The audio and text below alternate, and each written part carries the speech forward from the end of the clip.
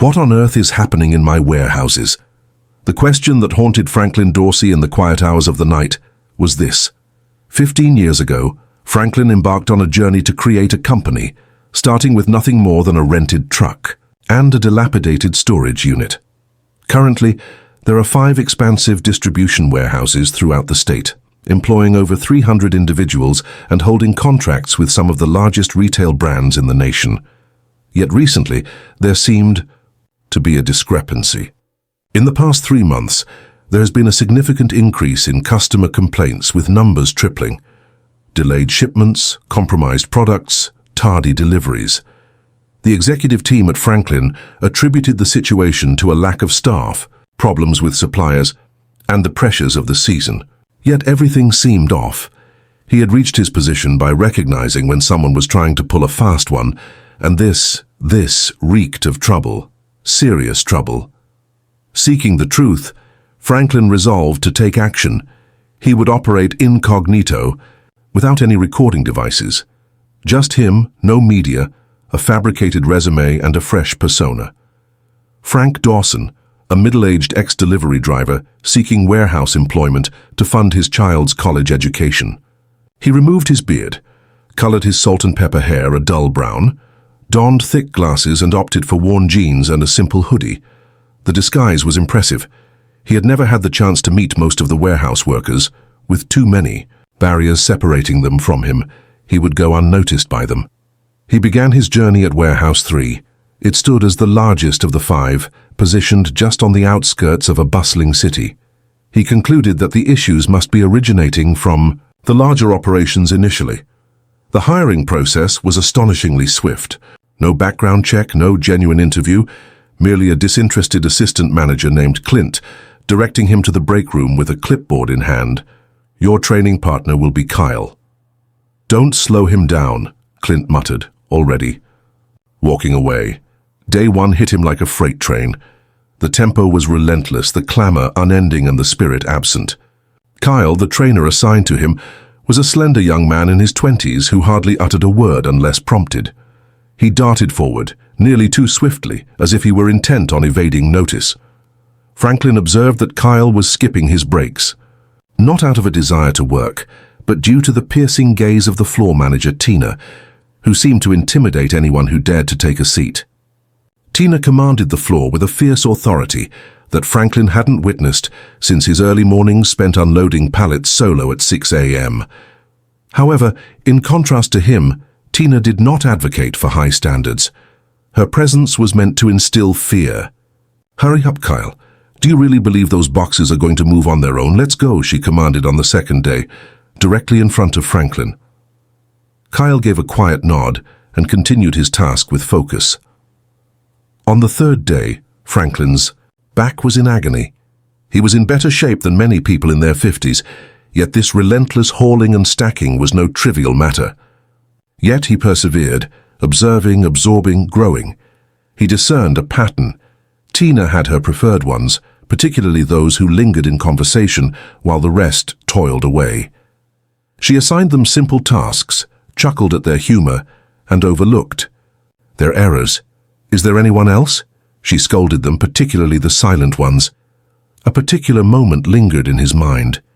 A woman named Hadley was assisting him with the unloading of a shipment. She surveyed the scene, a multitude of powerful arms and serene gazes surrounding her.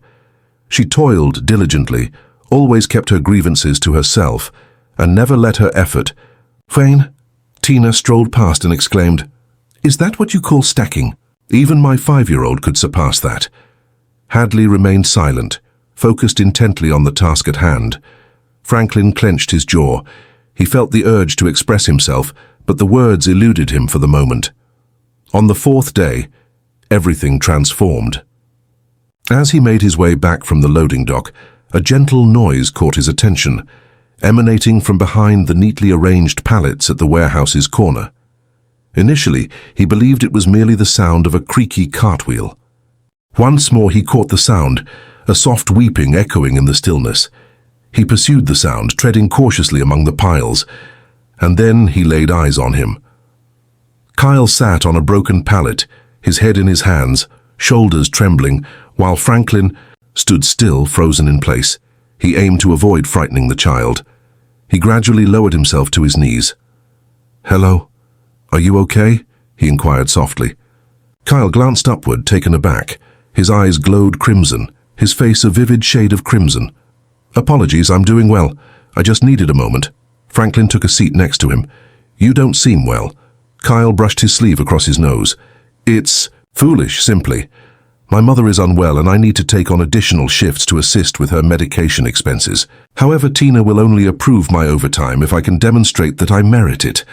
I made a mistake yesterday. I dropped a box, and now she claims I'm not dependable." Franklin tightened his jaw. "Your dedication and effort truly stand out among the team." Kyle let out a harsh chuckle. "She remains indifferent. She only assists those who shower her with compliments or seek her approval. I'm giving it my all, you know. I truly am." Franklin found himself at a loss for words. His chest was burdened with a weight, a child striving to support his ill mother, overwhelmed by a manager who favors sycophants and penalizes those who remain silent. He could no longer remain silent. He rose to his feet. "Let's go." Kyle appeared perplexed. "Excuse me. Simply have faith in me. Let us proceed." He guided Kyle onto the floor. Tina was issuing commands once more, clipboard firmly grasped. Franklin approached her directly. "Hey Tina," he said, his voice steady yet resolute. "Do you have a moment to spare?" She remained completely absorbed, not even glancing up. "Not at this moment, Frank. Assist Hadley with row 12. I mentioned I have a moment to spare." She finally cast her gaze in his direction, irritation evident on her face. "What seems to be the issue?" Franklin lifted his hand and removed his glasses. He removed the brown cap, unveiling the true color of his hair beneath. Tina's gaze sharpened. "What do you represent?" "I'm Franklin Dorsey," he stated, his voice unwavering. "This place is mine. Quiet, lifeless, a profound stillness." 3. Workers in the vicinity let go of their belongings. A forklift came to a sudden stop, its tires protesting against the abrupt halt. Kyle's jaw dropped in astonishment. Tina blinked, attempting to brush it aside with a laugh. "Are you serious? This has to be a joke." "No, I'm not," he said as he turned to Kyle. "This young man has been putting in tremendous effort to do what is right," Tina stammered. "And you've been punishing him for that." "I had no idea he was always in the background." I believed Franklin interrupted her. "I've been observing for 4 days, and I've gathered sufficient insight." He shifted his gaze to the remainder of the warehouse floor. "Let's all pause for a quick 15-minute break at this moment. That is a directive." He then redirected his attention to Tina. "A discussion is about to take place in the office at this moment." She took a deep breath and trailed behind him. Kyle remained frozen in disbelief. Hadley approached silently and gave his shoulder a gentle pat. Looks like the newcomer isn't really a newcomer after all. Not a single word escaped his lips. Yet for the first time all week, a smile graced his face. Tina sat opposite Franklin in the warehouse office, her clipboard lying idle on her lap. The room was unadorned, featuring only a worn desk, several filing cabinets, and a neglected coffee maker tucked away in the corner. Yet the tension rendered it seemingly more confined than its true size. Franklin remained standing. He lingered at the entrance, arms folded, gaze unwavering. "You're not in trouble just yet," he murmured, his voice barely above a whisper. "However, I require your utmost honesty with me." Tina parted her lips but paused, uncertainty flickering in her eyes. She finally admitted, "I had no idea who you were." "That's not what I requested." He moved in closer. "For how long have you been overseeing this floor?" "Nearly 24 months. And during that period, how many individuals have resigned from your team?" She averted her gaze. "I'm uncertain. That poses a challenge." She adjusted her position in the chair. "It is a storage facility. Individuals drift in and out." Franklin squinted his gaze. "This isn't the way." He strolled over to the desk and grabbed a pile of shift schedules. They bore the marks of hurried revisions, with overlapping hours and names struck through in bold red ink. Why is Kyle putting in 6 consecutive days without a full day off? He offered to do it, claiming he needed the hours. His request for overtime was turned down. I doubted his ability to keep pace. He moves at a leisurely speed. Franklin cast his gaze upon the papers before shifting his attention back to her. I collaborated with him throughout the week. He's not sluggish, he's deliberate. There exists a distinction. Tina remained silent, prompting him to lean in a bit closer. A climate has been established where individuals hesitate to seek assistance. That doesn't occur by chance. Her jaw clenched. I motivate others because this environment operates efficiently. I can't afford the time for babysitting. Franklin paused, allowing the moment to linger. You've hit the nail on the head. It operates with a lean setup. However, the manner in which you're urging them is not viable in the long run. The moment I stepped inside, I noticed it immediately, and I assure you it ends here. Tina stood at last, locking eyes with him. So is that it? You're just going to let me go? I didn't say that. He paused. However, I refuse to accept the status quo. She paused, then took a seat once more, this time with greater deliberation. I didn't intend to create a toxic atmosphere, she murmured, her voice softer now. I simply... For months, I've been operating with a reduced team, and it feels like corporate is completely unresponsive. They seek results, not just explanations. Franklin remained steadfast, yet he paid attention. Please let me know what you require at this moment. Her expression revealed a hint of astonishment at the inquiry. After a moment of reflection, she retrieved a notepad, noting the need for 3 additional full-time hires, a second certified forklift operator, and a replacement for the labeling machine, which tends to jam every other hour. Franklin gave a single nod. Excellent, you'll receive those. However, that doesn't address the way you treat others. Tina gazed at her hands, lost in thought. I will improve. I will be reviewing. He departed the office in silence. As he entered, the break room enveloped him in a serene stillness. Kyle lingered at the distant edge of the table, cradling a cup of coffee from the vending machine. He glanced upward, hesitant about whether to speak at all. Franklin positioned himself opposite him. Text, Kyle nodded, his voice wavering slightly. You all right? Indeed, simply. Surprised by it all, Franklin leaned in closer. I owe you an apology. Not just for what happened, but because I should have seen what was going on a long time ago. Kyle shook his head. You don't owe me anything. I do. And not just you. He stood up and turned to the rest of the workers in the break room. I know most. All of you don't know who I am. My name's Franklin Dorsey. I started this company 15 years ago and I've been out of touch. That ends now. A few heads turned, some murmurs, but no one interrupted. I came here because something didn't sit right with me. What I saw this week confirmed it. We've let bad habits take root. People are working themselves into the ground while others coast. That's not how we're going to move forward. A young woman near the fridge crossed her arms. So what now? You fire Tina and disappear again? Franklin shook his head. No, she will. Remain for the time being, but with close scrutiny. And she has received word that changes are on the horizon. A fellow worker, a man in his 40s with grease smudged across his shirt, lifted an eyebrow in curiosity. Indeed, words alone hold little value. It's a familiar refrain. Franklin remained unyielding. Indeed, you are correct. Let me share the current situation with you. We are actively seeking to expand our team right away. It has my approval already.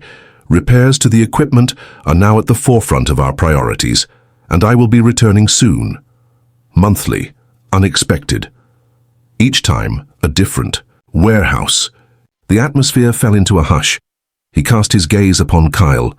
Individuals like Kyle who consistently arrive, dedicate themselves, and refrain from grumbling, form the foundation of this organization. They truly deserve more. Kyle gazed into his coffee cup, making a conscious effort to mask his feelings. Franklin pressed on. I'm seeking your assistance to resolve this issue. If you notice an issue, don't hesitate to voice your concerns. If your manager is unresponsive, escalate the matter to regional. If regional remains unresponsive, we'll address that as well. The woman by the fridge lifted her hand a bit, and if they strike back, they won't. And if they do, I will take care of it myself.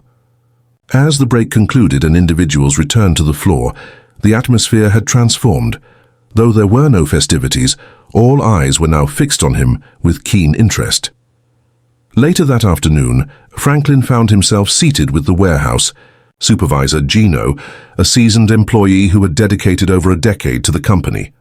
However, 6 months prior, he had been reassigned from the floor due to an ankle injury. Franklin requested that he guide him through the daily operations, including staffing and equipment concerns. Gino unleashed his thoughts without restraint. He remarked that Tina isn't the only one facing challenges. However, she is the most ineffective at concealing it. There exists a prevailing atmosphere where individuals merely push through their work hours, maintaining a low profile. "It wasn't always like this, I understand," Franklin murmured softly.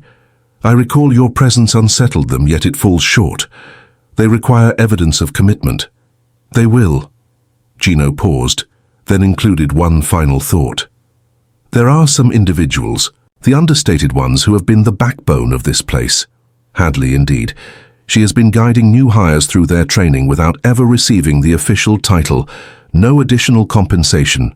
Unacknowledged. Franklin tucked that away for future reference. As the shift came to a close, he took a moment to pull Kyle aside once more. "Please take tomorrow off.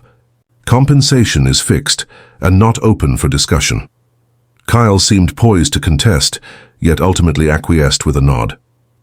As Franklin made his way through the warehouse toward the exit, he paused at Hadley's station. With a practiced efficiency, she loaded the pallets, her eyes unwaveringly focused. He bided his time until she completed the stack. "You've been guiding newcomers," she glanced over, wary. "Have you ever been asked to do that or simply embraced it?" No one else was taking that path. It was inevitable. He gave a slight nod. "Please stop by the office tomorrow. We have some matters to discuss." Her expression was one of surprise, yet she refrained from inquiring further. As Franklin entered the parking lot, the sky was transitioning into the soft hues of dusk. Heavy trucks rolled in and out of the dock, their headlights slicing through the dusky mist of the evening. He lingered for a moment, observing. He had forged this company through hard work, countless late nights, and a vow to himself that he would never turn into one of those detached CEOs who merely focused on numbers. At some point in his journey, he had. Yet now he had noticed the fissures, and he refused to overlook them. Franklin arrived at Warehouse 3 the following morning, stripped of his disguise, no glasses, no worn hoodie, no alias. He entered through the main entrance rather than the side door designated for employees. This time no one intervened. The news traveled quickly. The atmosphere in the room was more subdued than normal, not in sound, but in unease. The forklifts operated at a slightly reduced pace. Discussions faded away after his departure. Workers observed him from the periphery, caught in a dilemma of whether to regard him as the authority figure or the individual who had been laboring alongside them just 3 days prior. He failed to recognize it. He headed directly to the office. Hadley was already present, perched in the plastic chair opposite Gino, her posture rigid, one leg twitching subtly beneath the desk. She rose as Franklin walked in, yet remained silent. "You're ahead of schedule," he remarked. She responded, her tone steady. "I didn't want to keep you waiting." He motioned for her to take a seat once more, then settled into the chair next to Gino. "I will be straightforward. You have been managing the onboarding process, conducting safety briefings, demonstrating machinery, and coordinating floor pairings for new employees. That's the burden of a supervisor," she said with a casual shrug. It was necessary to accomplish. Yet she never received the title. She simply shook her head, not requesting it. Franklin clasped his hands together on the desk. "That will be different soon. I am pleased to extend to you the official position of shift trainer. Your new title includes a salary boost, and for the time being you'll be reporting directly to Gino." Hadley remained still, her response delayed. She blinked once, then cast her gaze between the two men. "What is the reason for this moment?" "I've witnessed your actions," Franklin remarked. "I wasn't informed, I observed it." She regarded him thoughtfully for an extended period. "Do you honestly believe that addressing the floor issue equates to handing out a handful of promotions?" He replied with a firm no. Addressing the issue involves acknowledging those who are sustaining this environment, ensuring they don't become overwhelmed or leave. She gave a single nod. Very well, I accept it. However, I won't be looking after anyone who isn't interested in being present. You won't have to, Gino said as Franklin rose to his feet. All right, let's dive in. They stepped onto the floor in unison, silently taking in the unfolding scene of the morning shift. The rhythm felt more consistent than the previous day, yet an undercurrent of tension lingered, the sort that arises when familiar patterns begin to change and power dynamics are in flux. Franklin approached the loading dock, where a team of workers was diligently working to manage a backlog of incoming pallets. The labeling machine malfunctioned once more, compelling them to manually mark the boxes. He knelt next to one of the laborers, a sturdy man meticulously organizing barcodes by hand. How long has it been this way? Franklin inquired. The man remained, focused on the ground. Since prior to my arrival. 4 months ago I began. Franklin nodded. May I ask what your name is? Marcus. You trained with Hadley. Marcus hesitated for a moment before looking over at him. Indeed, the sole reason I understand. My path is because Franklin took a stand. This week I'm bringing in a technician. We're either going to repair this or get a new one. Marcus offered a brief nod, remaining silent afterward. Franklin took a step back and positioned himself alongside Gino by the freight elevator. He emphasized the importance of refining the intake process. Excessive time squandered on malfunctioning equipment and fluctuating priorities. I understand, Gino responded. The reality is, individuals in this place have grown accustomed to being overlooked. They'll bide their time to determine if your assurances stand true. Indeed they will. The elevator doors slid open, and Tina emerged with a sense of purpose. Her gaze locked onto Franklin's, and she hesitated. Today, her posture was notably straighter, and for once she had her badge clipped on properly.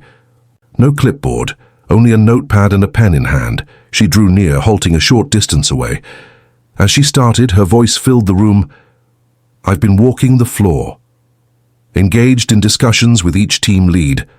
There are 2 vacant roles that we are unable to fill from within the organization. I've sent the requests to the regional team, but they're currently lost in the approval process. Franklin cast a glance at Gino. Gino shook his head at the requests, still waiting for a response. Franklin faced Tina once more. Share the names with me, and I'll handle them personally. Tina paused, uncertainty flickering in her mind. Understand that I was fully aware of how I managed everything. You were correct. I believed that stress was the sole method to sustain productivity. Pressure is manageable, Franklin remarked, yet you were exhausting individuals. I understand that now. He withheld forgiveness, merely stating, resolve it. She gave a slight nod and turned away, leaving silence in her wake. Franklin and Gino pressed on with their rounds, pausing to inspect each station meticulously. At the packing line they encountered a fresh recruit, a youthful-looking individual with fidgety hands, grappling to seal boxes swiftly enough to maintain the pace. The colleague beside him, a woman bearing a scar on her left wrist, was silently assisting him, attaching labels to his pile without a word. Franklin paused for a brief moment, observing intently before making his move. What's your name? He inquired of the newcomer. Eddie, the boy responded, his voice strained. In the first week, then the second, he asked who trained you, pointing at Hadley, who is now working a different line. Franklin glanced at the woman assisting him. You've been shielding him. She hesitated before responding. He's making an effort. He just requires a bit more time. Franklin gave a slight nod. The decision is yours now, Hadley. Consider switching him out if he's not keeping pace. She kept her gaze fixed downward. I will transfer him to sorting tomorrow. He will maintain his rhythm there. He accepted it without hesitation. In the afternoon light, Franklin ventured outside with Gino to survey the yard. A delivery truck sat quietly at the distant dock, poised for the signal to begin unloading its cargo. Do you believe the other warehouses are similar to this one? Franklin inquired. Gino acted without a moment's pause, more challenging in one of them. The rest simply keep it to themselves. Franklin glanced at his watch. I plan to be in warehouse 2 by the end of the week. Are you going incognito once more? No, the words are out. They won't work a second time. They paused in quiet contemplation for a moment before Gino inquired, "What occurs if the managers fail to take the hint? Subsequently, I substitute them." Gino cast a glance in his direction. It's straightforward. It must be. The atmosphere inside was gradually easing into a close. Employees were leaving in twos, gazes downcast, exchanges brief. Franklin lingered near the exit, observing their departure. Kyle drew near, a backpack slung casually over one shoulder. "You didn't need to grant me the day off," he remarked. "I certainly did. It was essential for you." Kyle appeared hesitant. "I've never experienced someone intervening in that manner before." Reaching a breaking point shouldn't be a prerequisite for recognition. Kyle tightened the strap on his bag. "Are you planning to stay? I shall return." Kyle gave a brief nod, then exited the room. Gino approached Franklin at the entrance. "It's unrealistic to expect everything to be resolved in just a week." "I'm not attempting to," he hesitated. "This is the beginning of it all." They secured the office together. The overhead lights in the hallway flickered as they made their way out to the lot. Franklin felt a sense of discontent, yet, after an extended period, he finally felt a sense of connection. He had observed the fissures from within. At this moment, he was prepared to embark on the journey of reconstruction. 2 weeks later, Franklin made his way back to Warehouse 3. This time, it's all out in the open, with nothing concealed and no false personas. The owner strides in, through the front entrance, clipboard in hand and a fresh stack of reports tucked under his arm.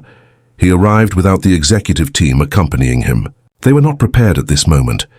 He needed to see the aftermath for himself without filters. The reception desk had a new face, a young woman with a buzzed haircut and a steady gaze. She glanced up as he entered but didn't flinch. "Mr. Dorsey." "Right, that's me. They're expecting you in the back." He nodded once and stepped into the hallway. The warehouse floor looked the same on the surface, buzzing forklifts, stacked pallets, overhead lights humming. But something underneath had shifted. The pace was still fast, but it didn't feel frantic. Workers weren't sprinting between stations. They moved with urgency, not desperation. He spotted Gino by the intake desk, deep in conversation with a man in a reflective vest. When Gino looked up, he gave a small nod and excused himself. "They've been holding steady," Gino said once they were out of earshot. "Everything is on track, with no significant setbacks or overdue tasks. Tina has been adhering to the new protocols." "Do you really think it's authentic?" Franklin inquired. "She has stopped the charade. She's inquiring in ways she hasn't previously, seeking input rather than merely issuing commands. It doesn't imply she's flawless, yet she's not merely drifting through life out of fear." Franklin surveyed the surroundings. "You've successfully onboarded 2 new hires so far. The third one begins next week." Regional was quick to act this time.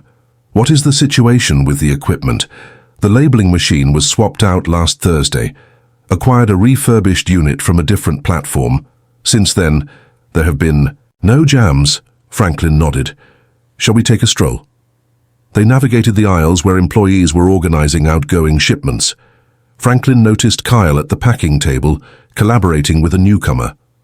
A young man, likely around 19 or 20, struggled with the tape gun.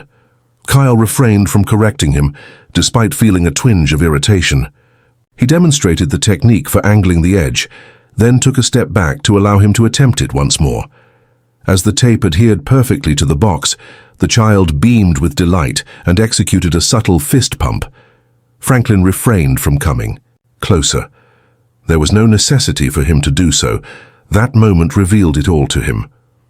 As they turned the corner towards the loading docks, they spotted Hadley meticulously supervising the stacking of pallets. She donned a reflective vest, no longer the standard issue, but a personalized one, adorned with a stitched patch that proclaimed, "Trainer." She observed them and approached. "I didn't expect to see you back so soon," she remarked. "I mentioned that I would return. I thought that was just one of those phrases people use to appear dedicated. Text, I never speak without intention," she said, casting a glance over her shoulder. "We've experienced some turnover. A few of the long-standing employees departed upon recognizing the shifts taking place. Their reluctance stemmed from the framework in place. They were unwilling to be measured against the same criteria as others. Franklin examined her features closely. She spoke with a sense of realism, devoid of bitterness. "You are adapting to the new position. I'm acclimating to it. Not everyone appreciates receiving directives from someone who was once on the same level as them. Are they resisting? No, merely exploring limits. It's within reach." She paused to consider any support that might be lacking. "We require genuine onboarding materials. At this moment I am guiding everyone through the process from what I recall. It functions, yet it lacks scalability," Franklin acknowledged.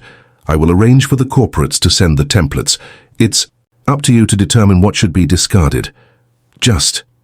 As she turned to leave, he remarked, "You've done excellent work." Subtly, yet it's becoming evident. She offered no smile, merely a brief nod before turning back to her work. Franklin and Gino navigated their path to the rear offices. The atmosphere became increasingly warm as one approached the server room, accompanied by a resonant hum of machinery that filled the space. In the supervisor's office, Tina sat at her desk, engrossed in the review of a tablet. She rose to her feet as they walked in. "The floor is holding," she remarked. "This week there were 2 late arrivals, but they communicated in advance and accounted for the time missed. Are there any outstanding matters? We are currently 1 individual short for the night shift. I've fine-tuned the rotation to ensure no one is working double shifts, but it's a bit cramped." Franklin retrieved his clipboard. "I have gone through your reports. Your compositions are more polished, less ambiguity in the notes. Details are beneficial. I have been recording performance rather than merely responding to it." He placed the clipboard on the surface. "What prompted the shift?" Tina locked her gaze with his. "I came to understand that I was operating solely on intuition, and that intuition was misguided." He observed her for a brief moment before uttering a word.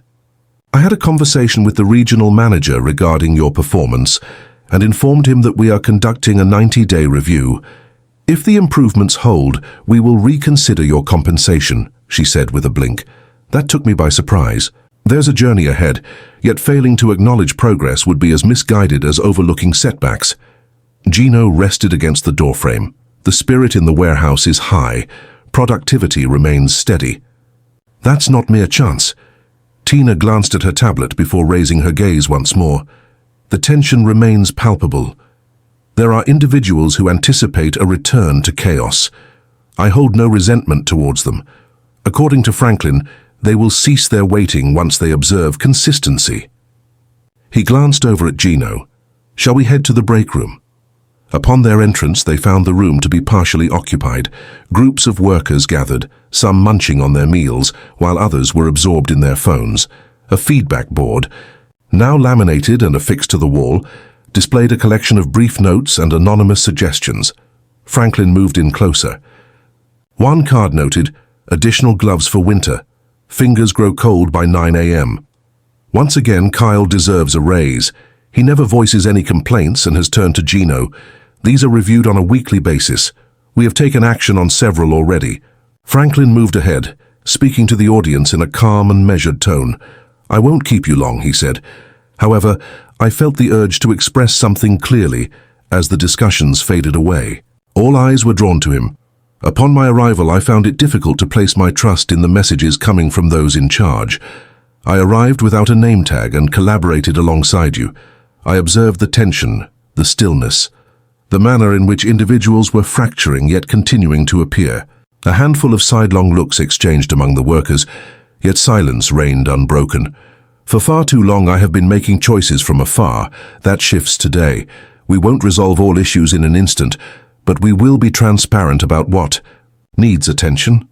We will reconstruct it alongside those who have remained dedicated." He cast his gaze toward Kyle, who had just stepped into the break room. "Some among you have been shouldering more than your fair share, and that has not escaped attention any longer. Kyle, you'll be stepping up to lead Packer next month, and it comes with a salary increase. You will guide and support new team members throughout their shifts." The room stirred with a subtle sense of astonishment. Kyle paused, then offered a Subtle nod. Without uttering a word, his expression conveyed everything. Franklin went on. This isn't a moment of gratitude, it's a cautionary tale. If we revert to our previous ways, I'll return here weekly until we find our footing once more. He withdrew slightly. Complete your breaks, you deserve them. As he exited the room, Gino fell in step beside him. Are you seriously planning to rotate through the other warehouses? I've visited Warehouse 2 yesterday. Next Thursday at Warehouse 4. Do you believe it will hold up without your constant oversight? There's just one method to uncover the truth. They paused at the entrance to the loading bay. A truck rolled in, its headlights slicing through the fading light of the afternoon. Franklin cast a final glance at Gino. It is not pain that imparts wisdom, but rather the act of reflection. They've experienced both now. Gino gave a slow nod. Are you going to continue pacing the floor? Franklin ventured outdoors, the breeze playfully, pulling at his sleeves. Each month arrives unexpectedly, without any pretense or barriers. He stepped out to the lot quietly, without any ceremony, no farewell, no cheers. The rhythmic creaking of pallets moving in the background mingles with the soft growl of a truck engine revving to life once more. He was still in the midst of reconstruction, yet this warehouse, the very place where he first witnessed a worker collapsing behind a stack of pallets, was no longer bound by silence. It possessed a voice now. He was determined to continue listening.